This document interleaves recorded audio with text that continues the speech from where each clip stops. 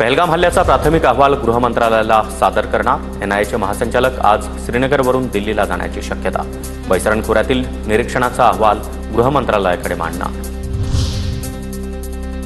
राजस्थानमधून पाकिस्तानी जवान ताब्यात। श्रीगंगानगर परिसरामधून पाकिस्तानी जवान ताब्यात। पाकिस्तानी जवानाचा भारतीय हद्दीमध्ये घुसण्याचा प्रयत्न। भारत सरकार खांद्यावरून मारा करता येणारी हत्यारं खरेदी करणार। भारतीय सैन्य दलानं अद्ययावत हत्यारं खरेदीसाठी निविदा काढल्या। शत्रूची विमानं, ड्रोन नष्ट करण्यासाठी भारतीय सैन्य दलाचा निर्णय। लष्कर 48 लॉन्चर्स, 85 क्षेपणास्त्रांसह विविध हत्यारांची खरेदी करणार। पहलगाम हल्ल्यानंतर रत्नागिरीमधील किनारपट्टीवर बंदरामध्ये विशेष काळजी। सुरक्षेच्या दृष्टीनं बंदरामध्ये कोम्बिंग ऑपरेशन। बोटींवरील खलाशांची कसून चौकशी। रत्नागिरी, रायगड, सिंधुदुर्गातला बंदरामध्ये शोध मोहीम। भारतासोबत आमचे मैत्रीपूर्ण संबंध। फजलुर रहमानच्या विधानावर बांगलादेश सरकारचं स्पष्टीकरण।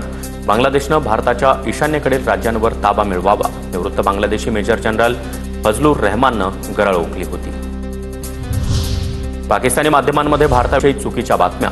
भारतातील वरिष्ठ लष्करी अधिकाऱ्यांविषयी चुकीची माहिती। दरम्यान चुकीच्या माहिती पसरवणाऱ्या पाकिस्तानी मीडियाला भारतामध्ये बंदी। पहलगाम हल्ल्यातले संशयित श्रीलंकेमध्ये पळाल्याचा संशय। भारतीय तपास यंत्रणांच्या अलर्टनंतर चेन्नईहून कोलंबोमध्ये पोहोचलेल्या विमानाची श्रीलंका सुरक्षा यंत्रणांकडून तपासणी। पहलगाम हल्ल्याच्या निषेधार्थ जर्मनीमध्ये मोर्चा काढण्यात आला। जर्मनीमधील भारतीय वंशाच्या लोकांकडून पहलगाम हल्ल्याचा निषेध। जर्मनीची राजधानी बर्लिनमध्ये पहलगाम हल्ल्याचा निषेध व्यक्त करण्यात आला।